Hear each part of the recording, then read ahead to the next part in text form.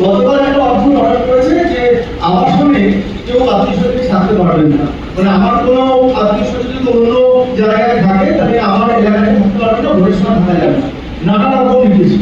এই জায়গায় দাঁড়িয়ে বিজেপি প্রচুর কর্মী, প্রচুর নেতা বাইরের রাজ্য থেকে এখানে আসছে, তারা ভোট করানোর জন্য আসছে এবং সেটা বিজেপি প্রকাশ্যে বলছে।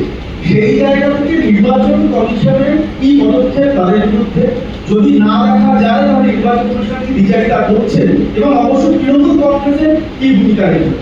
এটা অবশ্যই একটা দলীয় পক্ষপাতমূলক একটা কমিশন। এটা বারবার বলা হয় একটা নির্দিষ্ট দলকে সুবিধা পাওয়ার জন্য এই কমিশন এখন কাজ করছে।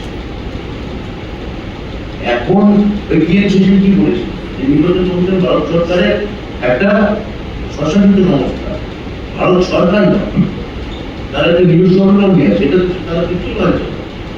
তো বাইরে থেকে যাদের তারা নিয়ে আসছে বা যে ফতোয়াগুলো জারি করছে, এটা অজস্র দিন ফেসবুকে ঘুরে বেড়াচ্ছে যে মানে মানুষ এটা নিয়ে এখন মানে সাদা বাংলায় যারা বলে কোরআন আনকোট এগুলি করছে।